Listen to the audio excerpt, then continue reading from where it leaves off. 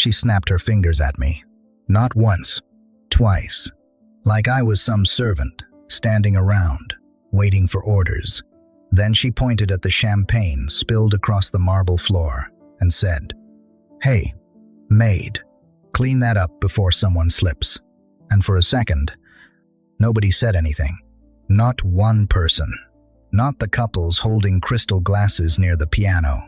Not the men in tailored suits laughing beside the fireplace. Not the women in silk dresses pretending not to stare. They all just looked at me, and I could see it in their eyes. Some of them were uncomfortable.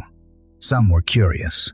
A few were already enjoying the show, because from where they stood, she wasn't entirely wrong. I did look like staff. I was dressed in black. No jewelry.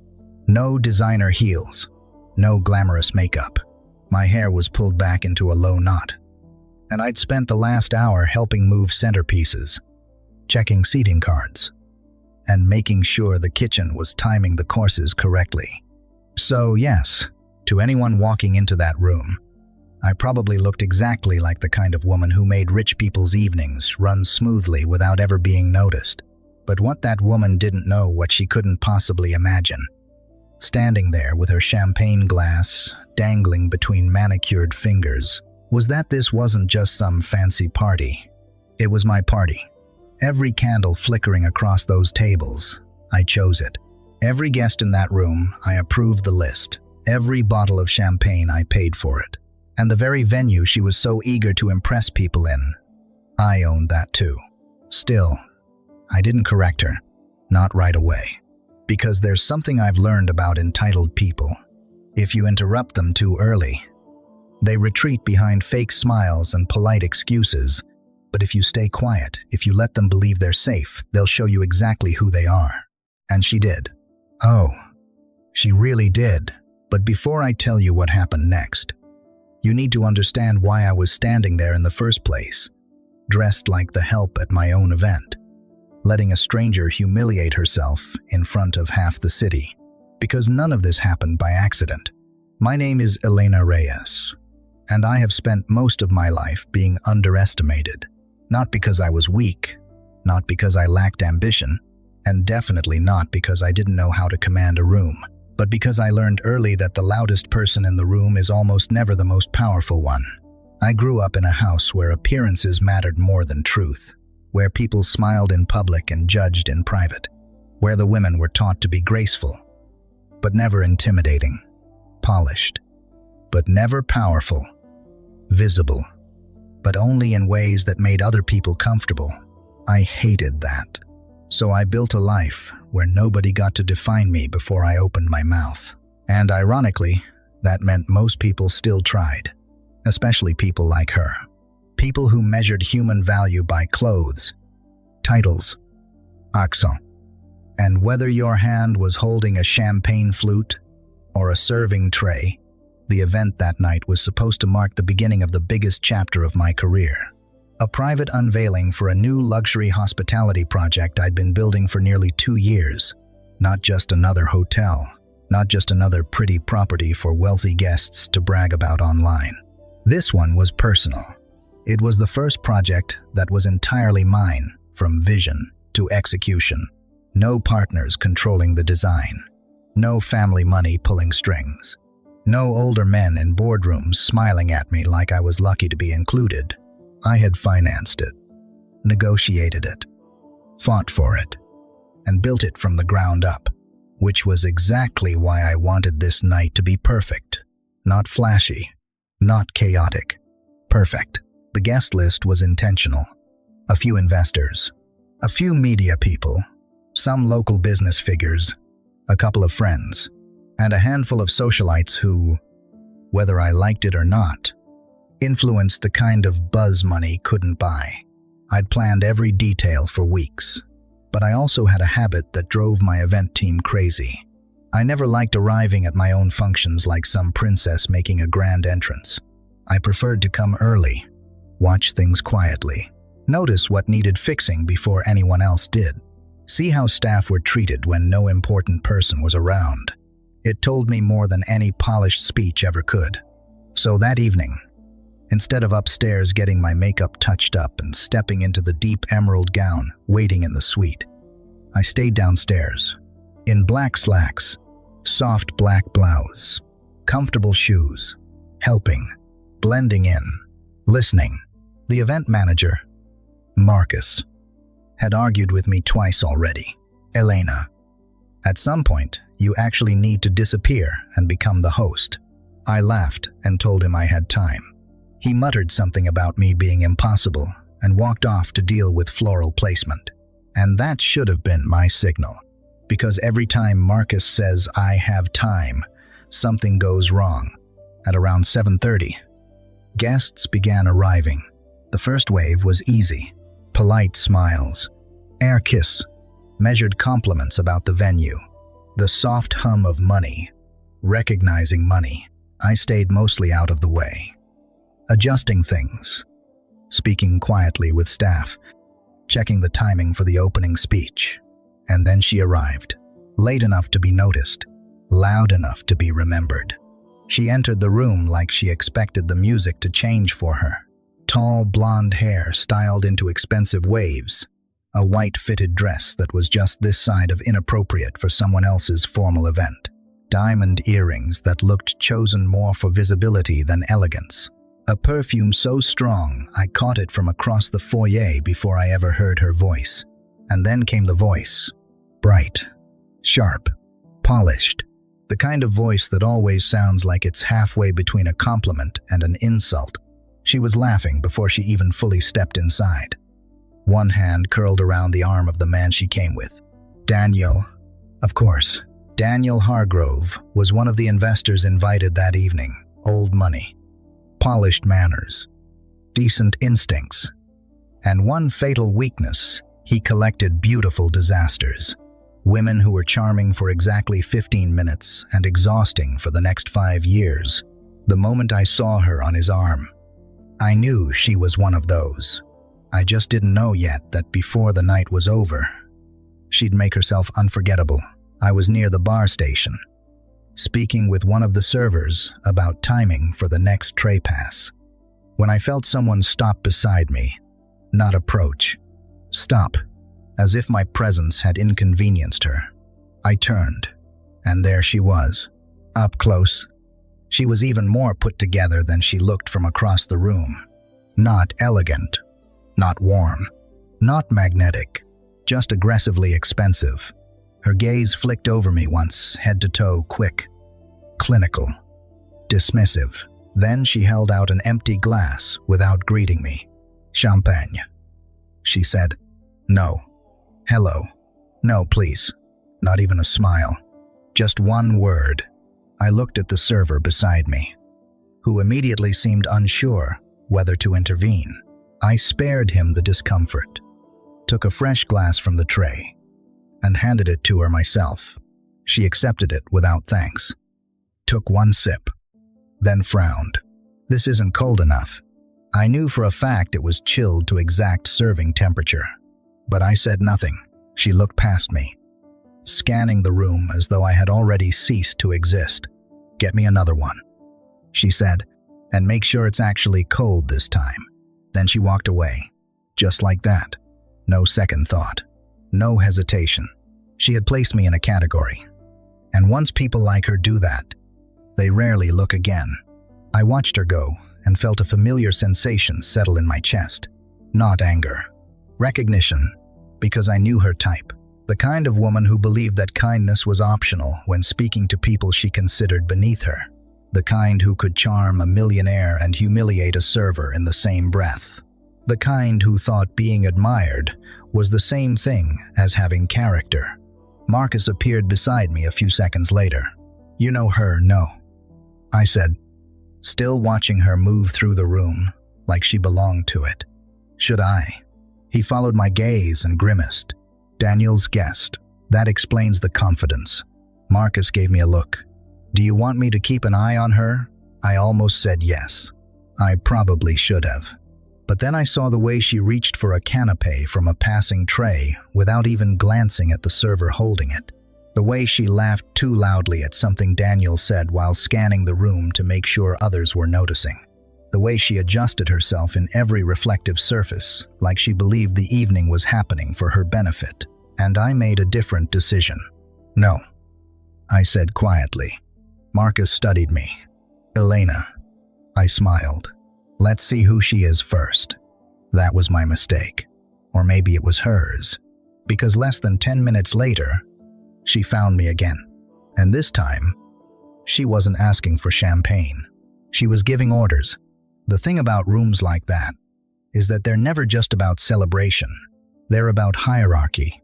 Even when nobody says it out loud, you can feel it in the way people stand, in who they choose to talk to, in how long they hold eye contact, and who they don't bother looking at twice. And that night, I wasn't supposed to be seen. Not yet. I moved through the space quietly, adjusting small details most guests would never notice. A centerpiece, slightly off-center. A flickering candle that needed replacing. A server who looked nervous carrying a full tray through a tight group. I stepped in, helped, redirected, smoothed things over.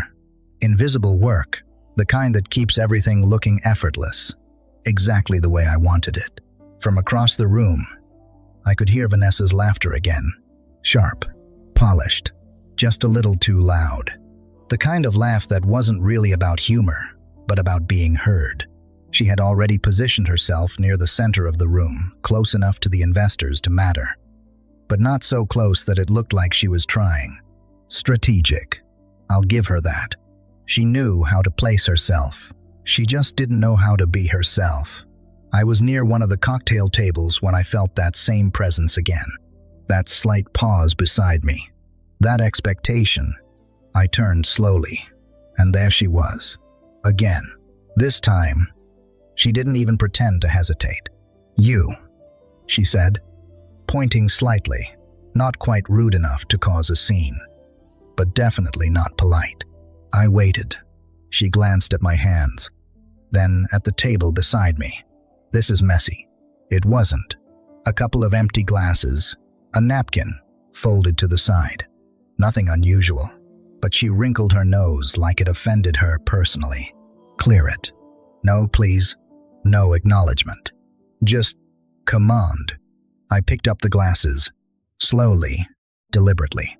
And as I did, I noticed something. She didn't look at me anymore. She was already scanning the room again. Like I had disappeared the second she spoke. That was the pattern. For her. People like me didn't exist beyond their function. Once the task was assigned, we were irrelevant. I cleared the table, set the tray aside, and stayed exactly where I was, because I knew she wasn't done. She never was. "Also," she added, without turning back to me, "the lighting over there is too dim. It makes everything look cheap." I followed her gaze. The lighting she was pointing at had been custom designed to create a warm, intimate atmosphere around the seating area. Soft gold tones, carefully placed shadows. It was intentional and expensive, but in her world, if something didn't scream luxury, it didn't count. "I'll let someone know," I said calmly. She nodded slightly, as if that was the only acceptable response. Then finally she looked at me, and this time, there was something else in her expression. Not just dismissal, evaluation. "Where are you from?" she asked. The question wasn't curious. It was categorizing, trying to place me somewhere she could understand. "Here," I said simply. She tilted her head. "No. I mean, originally." I held her gaze. "Does it matter?" For the first time, something flickered across her face. A tiny crack, but it disappeared just as quickly. "It helps to know who you're dealing with," she said lightly. And there it was. Not hidden, not softened, just truth. I gave her a small smile. "I think it helps more to know how you're dealing with them." She let out a short laugh. "Oh, you're one of those." I didn't ask what that meant. I didn't need to. She stepped a little closer, lowering her voice just enough to make it feel personal, but still loud enough for the two women standing nearby to hear. You should be careful with attitude, she said. People in positions like yours don't have a lot of room for it. The women beside us went quiet. One of them glanced at me, then at Vanessa, then quickly looked away. No one intervened. They rarely do, because in rooms like that, people protect comfort, not fairness. I felt it again, that calm settling over me. The kind that comes when you stop expecting people to surprise you. I'll keep that in mind, I said. She smiled, satisfied, because to her, that sounded like submission. But it wasn't. It was patience. She turned away again, already moving toward another group, her energy shifting instantly brighter, lighter, more charming, like a switch. And just like that, she became someone else, laughing, engaging, flattering, the perfect guest. I watched her for a moment. The contrast was almost impressive, how easily she adjusted depending on who she thought she was speaking to. And that's when I knew this wasn't going to stop. People like her don't test boundaries once. They push them, again and again, until someone pushes back, or until they go too far. And something told me she was going to go too far. I just didn't know how far she was willing to take it. But I was about to find out, because a few minutes later, she called me again. Only this time, she didn't lower her voice. The second time she called me over. It wasn't quiet, it wasn't subtle, and it definitely wasn't private. Excuse me, her voice cut across the room, sharp enough to slice through conversations.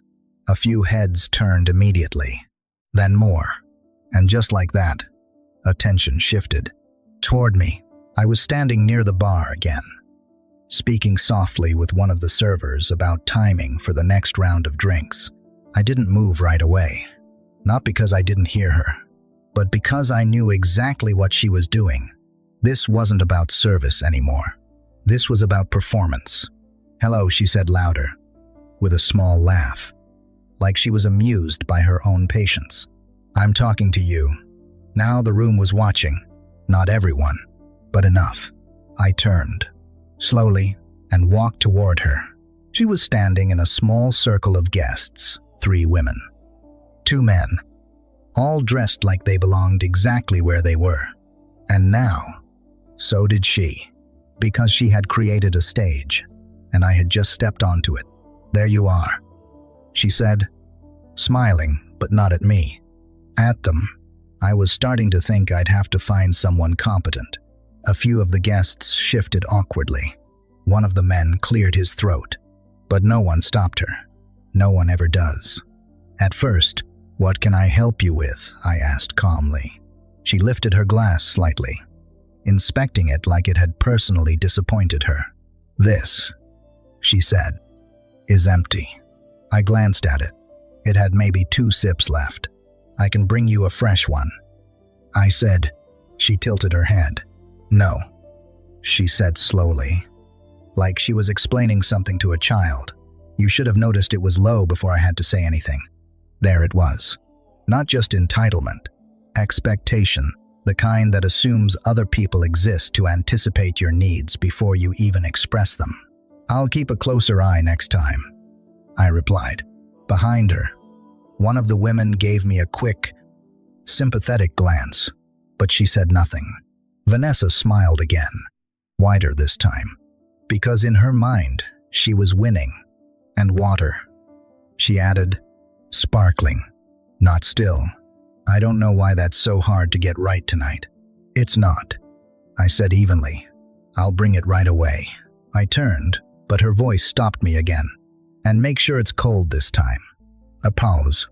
Then she looked around at the group and laughed lightly.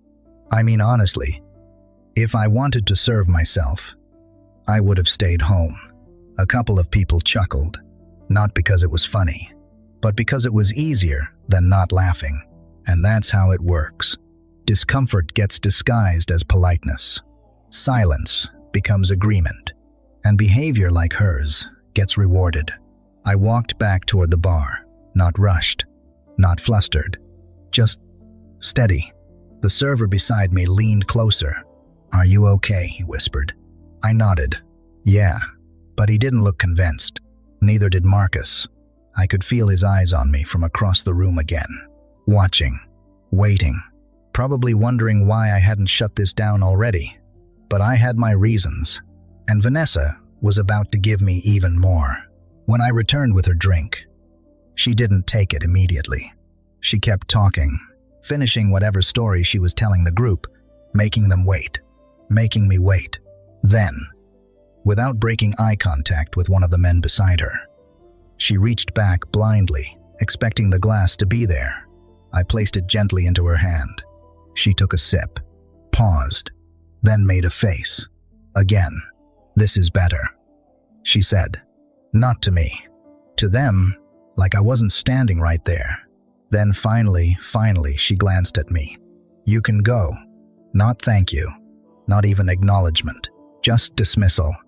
Like I had expired. I turned to leave, and that should have been the end of it. But it wasn't. Because as I walked away, I heard her say just loud enough, "I don't understand why places like this don't invest in better staff." I slowed. Just slightly. Not enough for it to look intentional, but enough to hear the rest. "It ruins the whole experience." She continued, "You can have a beautiful venue, great guests, expensive champagne, and then you get people like that." A pause. Then, untrained, unrefined. It shows. The words landed exactly the way she intended them to. Clean, sharp, public. And now no one was laughing. The group had gone quiet. One of the women shifted her weight. Another looked down at her glass. The man who had been smiling earlier suddenly seemed very interested in the artwork on the wall behind me, because now it wasn't just uncomfortable. It was obvious. She had crossed a line, and she didn't even know it. I stopped walking. Not fully. Just enough to let the moment breathe. Because something had changed. Not in her. She was still smiling. Still confident. Still completely unaware. But in the room, the energy shifted. People were watching more closely now. Not just her. Me. Waiting. To see what I would do. And that's when I realized something. This wasn't just her performance anymore. It was mine too. And if I played this right, she wouldn't just embarrass herself. She'd expose exactly who she was, in front of everyone who mattered. So I kept walking. Didn't turn around. Didn't respond. Not yet. Because the truth is, people like Vanessa don't stop at one line. They keep going. They always do. And the further they go, the harder they fall. And something told me she wasn't even close to done. I should have known she wasn't done. People like Vanessa never stop at one comment. They escalate. They test how far they can go until someone pushes back, or until they hit something they shouldn't. And that night she hit it. Hard. I was near the entrance to the terrace, checking with the staff about the next round of hors d'oeuvres, when I heard her again, louder than before. Closer. Seriously. Can someone explain to me why the service tonight feels so off? I closed my eyes for half a second, then turned. She was standing with a bigger group now. More eyes, more attention, more opportunity. And right in the center of it was me. Because the moment she saw me turn, she smiled, like she had been waiting. "Oh, good," she said, lifting her hand slightly. "There you are." A few people shifted. Someone stepped back, instinctively giving her space. And just like that, another stage. Another performance. I walked toward her, slow, calm, controlled. "What do you need?" I asked. Her eyebrows lifted slightly. Not because of the question, because of the tone. I hadn't sounded smaller. That bothered her. "I need to understand," she said, crossing her arms lightly. "Why everything tonight feels so disorganized." I didn't respond immediately, because that wasn't a question. It was bait, and she continued before I could answer anyway. "The drinks are inconsistent. The staff is inattentive." And she gestured vaguely toward me. "Some of them clearly don't belong in a place like this." There it was. No filter now. No disguise. Just judgment. Raw and public. A few people exchanged glances. One of the women older. Elegant. Clearly, someone who knew how rooms like this worked looked directly at Vanessa. Vanessa, she said quietly. I think everything has been lovely. But Vanessa waved it off with a soft laugh. Oh, I'm sure you think so. Then, she turned back to me.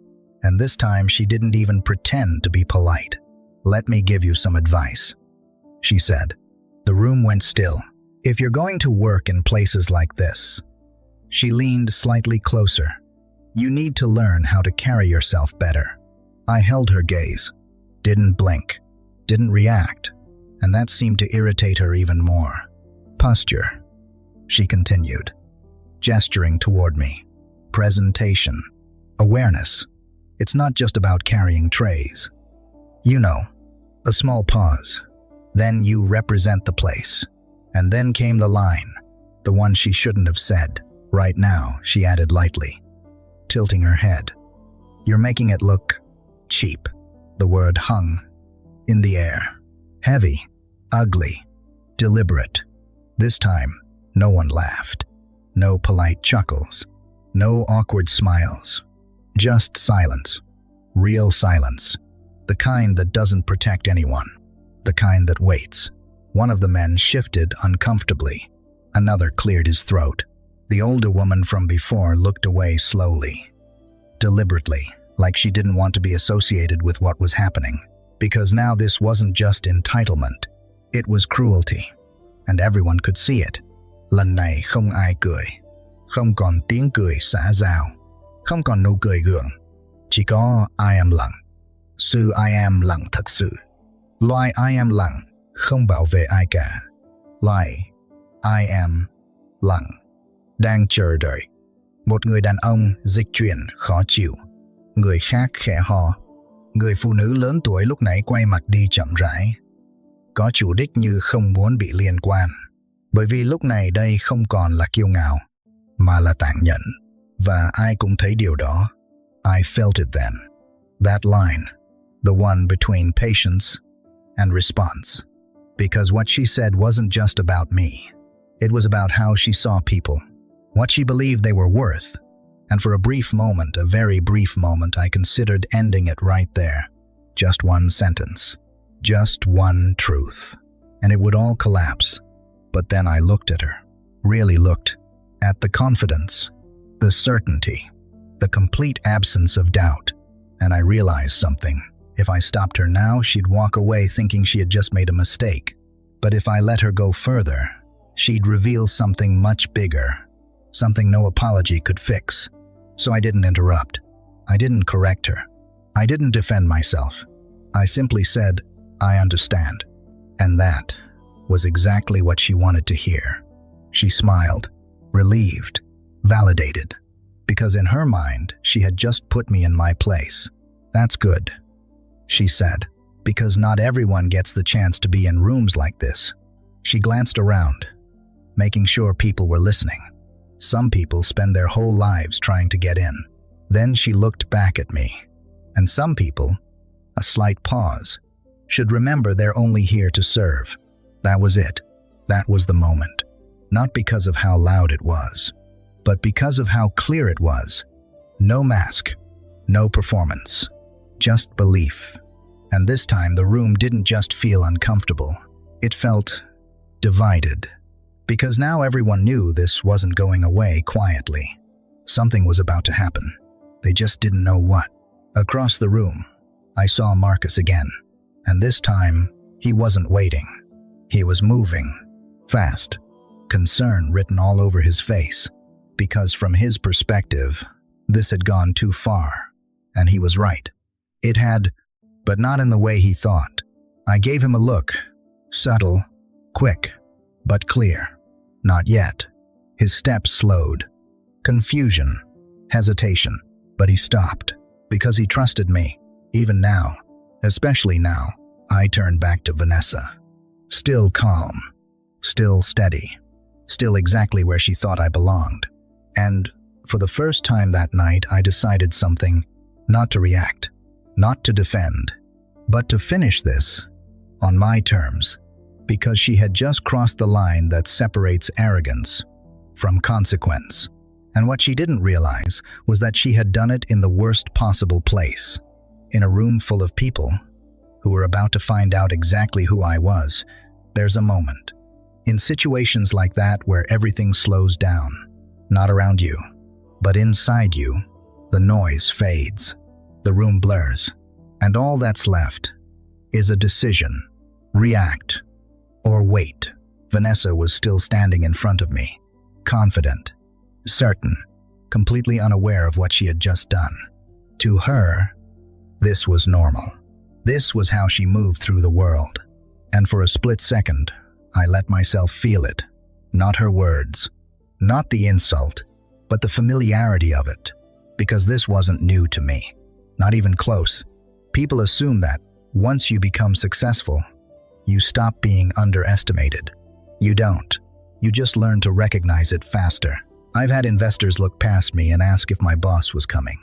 I've had hotel owners shake my hand, then turn to the man beside me to discuss the deal. I've sat in rooms where people spoke slower to me, like I needed help keeping up. Not because I did, but because they had already decided who I was before I opened my mouth. And every single time I had two choices: correct them immediately, or let them keep talking. I learned early the second option teaches you more. I looked at Vanessa again. Really looked this time. Not at her dress, not at the diamonds, but at the way she held herself. The certainty, the ease, the complete lack of doubt that she belonged. And I didn't. And I understood something very clearly. If I stopped her now, she would apologize. Quickly, smoothly, the kind of apology people give when they're embarrassed, not when they're wrong. She would laugh it off, blame the misunderstanding, maybe even turn herself into the victim. I didn't know. It wasn't my intention. You should have said something, and the room would let her. Because that's what people do. They protect comfort. They soften consequences. They move on. But if I stayed silent, if I let her continue, she wouldn't just make a mistake. She would reveal herself, fully, clearly, in a way no apology could undo. And that was worth waiting for. Was I angry a little? Anyone would be. But it wasn't the kind of anger that explodes. It was the kind that sharpens, that focuses, that waits. Because I wasn't thinking about how to respond. I was thinking about when timing is everything. Especially in a room like that. I let my gaze shift just slightly around the room. People were watching now, not pretending not to, not hiding it. Watching. Some with curiosity, some with discomfort, some with expectation. Because even if they didn't know who I was, they knew something was off. They could feel it. That imbalance, that tension, that quiet question hanging in the air. Is someone going to say something? And that's when I made my decision. Not just to stay silent, but to control the moment, because this wasn't just about Vanessa anymore. This was about the room, about what they would remember, about what kind of leader I was going to be before I ever stepped on that stage later that night. Anyone can demand respect, but real authority doesn't rush. It chooses its moment. So instead of correcting her, instead of defending myself, instead of ending it right there, I did the one thing she expected the least. I nodded, slightly. I understand, I said, and just like that, she relaxed. Her shoulders dropped, her smile returned, because in her mind, that was submission. That was agreement. That was me accepting the role she had assigned to me. But what she didn't realize was that I had just given her something far more dangerous than resistance. I had given her permission. Permission to keep going. Permission to show everyone exactly who she was. Without interruption. Without resistance. Without warning. And people like Vanessa, when you give them that kind of space, they don't step back. They step forward. Too far. Every time. I could feel it now. That shift. That invisible line getting closer. The point where everything changes. She didn't see it. Not yet. But the room did. And so did I. Because I knew she was about to do something she couldn't take back. Something bigger than rude. Bigger than entitled. Something that would make what she said before look small. And when she did, I wouldn't need to raise my voice. I wouldn't need to defend myself. I wouldn't even need to explain. Because the truth, when revealed at the right moment, does all the work for you. There it was. That moment. The one you don't plan for, but you recognize the second it happens. Vanessa picked up her glass again. Half full. Cold. Perfectly fine. But she turned it slightly in her hand like she was inspecting it. Then she looked at me and smiled. Not a kind smile. Not even a polite one. A deciding smile. Like she had just made up her mind about something. "Oh," she said lightly, glancing down at the floor near my feet. "That's unfortunate." And before anyone could react, she tilted the glass. Just enough. Champagne spilled slowly, deliberately, across the marble floor, right in front of me. A soft gasp rippled through the nearest group. Not loud, but enough. Because everyone knew that wasn't an accident. Vanessa stepped back slightly, lifting the edge of her dress as if to avoid the mess she had just created. Then she looked straight at me and snapped her fingers. Once, twice. Clean it. This time, no one pretended. No one laughed. No one looked away fast enough to hide it. The shift was immediate. Conversation stopped. Glasses paused mid-air. Even the music, soft as it was, felt like it had faded into the background. Because now, there was no misunderstanding. This wasn't entitlement anymore. This was humiliation. Public. Intentional. Clear. I saw it in their faces. Shock. Discomfort. A hint of disbelief. The older woman from earlier tightened her grip on her glass. One of the men actually opened his mouth, like he was about to say something, then closed it again. Because stepping in would mean choosing a side. And most people hesitate. And inside me, everything went still. Not tense. Not explosive. Still, because this was it. The line had been crossed. Not blurred. Not tested. Crossed. Completely. And for the first time that night, I felt something shift. Not anger. Not embarrassment. Clarity. Pure. Unmistakable clarity. Vanessa tilted her head slightly. Watching me. Waiting. Expecting. "Go on," she added. Her voice softer now, but somehow worse. "That's what you're here for." Right. A pause. Then just loud enough for the people closest to hear. "Or do you need me to explain that too?" That did it. Not because of how loud it was, but because of how small she thought I was. Across the room, Marcus was already moving again. Faster this time. No hesitation. Because now, from his perspective, this wasn't just inappropriate. It was unacceptable. I could see it in his face. The urgency, the frustration, the instinct to fix it, to protect me, to stop her. But again, I stopped him. Just to look. Sharp. Certain. Final.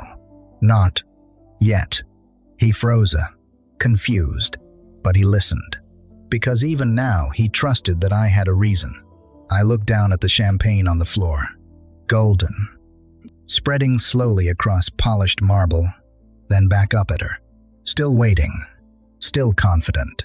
Still completely unaware that she had just created the exact moment I needed. Because now, there was no going back for her. No soft apology. No easy excuse. No way to rewrite what everyone had just seen. I bent down, slowly, not rushed, not embarrassed, picked up a napkin from a nearby tray, and straightened again, holding it in my hand. Then I looked at her, directly, for the first time that night, without any distance, without any role, just me. And I spoke. Calm, even, clear. "You're right about one thing." A pause. The room leaned in. "You should be more careful." I tilted my head slightly. "With how you treat people," She frowned, just slightly. Confusion, the first crack. "Excuse me," she said, and that was the moment. The exact moment everything was about to change. Vanessa frowned, just slightly, like something didn't sit right, but she couldn't figure out what. "Excuse me," she said. I didn't raise my voice, didn't step closer, didn't need to, because suddenly the room was already listening. Every eye, every breath, waiting. I held her gaze, steady, unhurried. "Then," I said quietly, "you should be more careful with how you treat people." A pause, long enough to make it uncomfortable. Then I continued, "Especially in a room like this." She let out a short laugh. Relief. Dismissal. "Oh, please," she said. "Don't tell me you're offended." I didn't answer that. Instead, I turned slightly. Just enough. "Marcus." His response was immediate. "Yes. Ms. Reyes." It hit the room before it hit her. A shift. Subtle but powerful. Like something invisible had just snapped into place. Because titles matter in rooms like that. And the way Marcus said, it wasn't casual. It wasn't polite. It was respect. Vanessa's smile didn't disappear. Not yet. But it tightened. "What did you just call her?" she asked. Her voice just a little sharper. Marcus looked at her. Confused. "Ms. Reyes," he said. The host. And that's when it happened. The real silence. Not awkward. Not uncertain. Final. Like the entire room had just realized they had been watching the wrong story. I turned back to her. No rush. No drama. Just truth. "This is my event," I said. Calm. Clear. I planned it. I funded it. And every person in this room, a slight pause, is here because I invited them. You could feel it. Shock moving through the room like a wave. People straightening, glancing at each other, replaying everything they had just seen in a completely different light. The older woman from earlier, she looked at me again, but this time with recognition, respect. Vanessa didn't move, didn't blink, didn't breathe. For just a second, she looked like someone who had stepped into the wrong reality. She started. I didn't let her finish.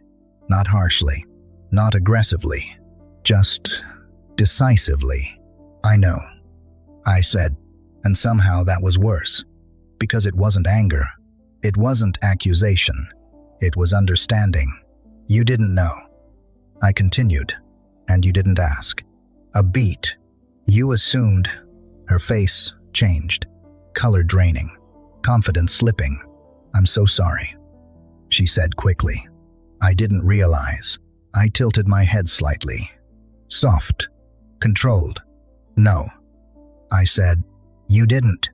I glanced briefly around the room, at the people watching, listening, learning, then back at her. And that's the problem. A pause. Because respect isn't something you give based on who you think someone is. Another beat. It's how you treat them before you know. She opened her mouth again, searching for something to hold on to. I didn't mean it like that, but this time her voice didn't carry. Not like before. Not sharp. Not confident. Just small. I gave her a small, polite smile. The kind you give someone when the conversation is already over. "I believe you," I said, and I did. She didn't mean to reveal herself, but she had, completely. Then I turned slightly. "Marcus," I said calmly. "Please make sure Miss Clark is taken care of." A pause. Just enough. Outside. Marcus nodded immediately. Of course. Vanessa stood there for a second longer, like she was waiting for someone to fix it, to laugh, to undo it. But no one did. Because now everyone knew. She looked at me one last time, not with arrogance, not with superiority, but with something else, something unfamiliar to her. Realization, and just like that, the room moved on without her. For a moment, no one moved, not because they didn't know what to do, But because the room needed a second to reset itself, Vanessa stood frozen, right where she had been. But everything about her had changed. The confidence, gone. The sharpness in her voice, gone. Even the way she held her shoulders smaller now, uncertain. Like the room she had tried so hard to dominate had quietly rejected her. Marcus stepped forward, professional, composed. But there was a firmness in his posture now that hadn't been there before. "Ms. Clark," he said politely, "let me show you out." She didn't argue. Not really. Not the way someone like her usually would. She glanced around quickly, looking for support, for someone to laugh, to step in, to say this had all been a misunderstanding. But no one did, because now everyone had seen enough. Daniel avoided her eyes. That alone said everything. "I didn't know," she said again, softer this time, but the words didn't land, because they weren't new, they weren't meaningful, they were just late. Marcus gestured toward the exit, and this time she moved, heels clicking softly against the marble floor, slower than before, less certain, less important, and just like that she was gone. The room stayed quiet for a few seconds longer. Then, like nothing had happened, conversations slowly returned. Soft at first, then normal, then effortless again. But it wasn't the same. Not really. Because something had shifted. People looked at me differently now. Not dramatically, not obviously, but subtly, respectfully. The older woman from earlier approached me first. "I'm sorry you had to deal with that," she said gently. I smiled. It told me everything I needed to know.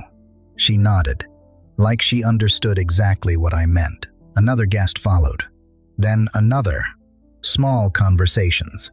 Quiet acknowledgements. Nothing loud. Nothing performative. Just recognition. A few minutes later, Marcus reappeared beside me. "You ready?" he asked. I glanced toward the main area. The lights had softened.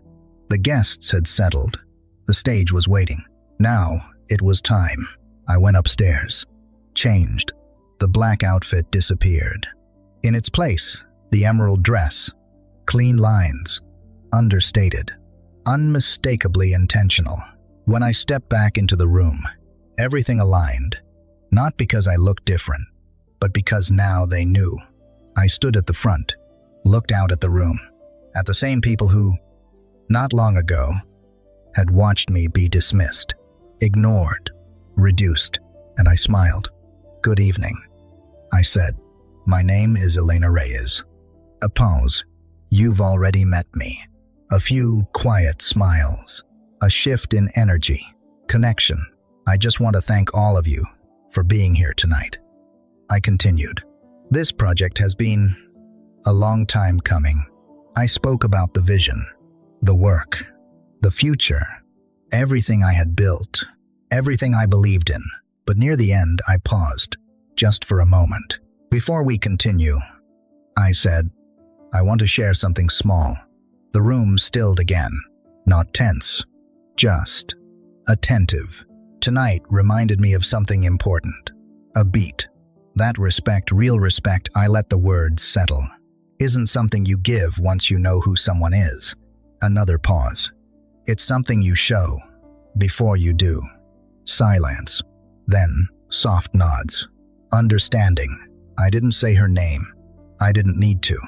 Later that night, after the speeches, the laughter, the deals quietly forming in corners of the room, I stood alone for a moment near the terrace, looking out over the city lights. The air was cooler now, calmer. Marcus stepped beside me. "You handled that better than I would have," he admitted. I smiled slightly. "That's because it wasn't about her." He glanced at me. "Then, what was it about?" I thought for a second, then said clarity. "Because the truth is, people will always show you who they are.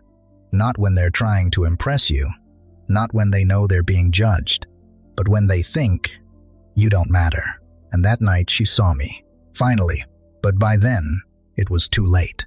Because in the end, The way someone treats you when they think you're nobody tells you everything you need to know about who they really are. Thank you for staying with me until the very end, and for listening to this story. Some stories don't need to be loud, yet they leave behind a quiet feeling, like that moment when everything slows down, and you realize you've just understood something new about people, about the world, and maybe about yourself.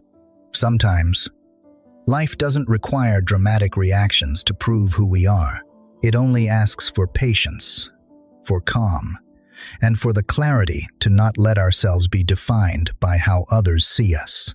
There will always be people who walk into your life with quick judgments and confident misunderstandings, but that doesn't make you smaller.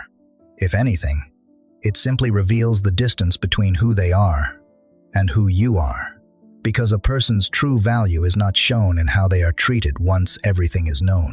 It's revealed in how they carry themselves when no one yet understands who they are. And maybe the gentlest thing we can take from this story is this: you don't have to prove yourself to everyone. Just walk your path.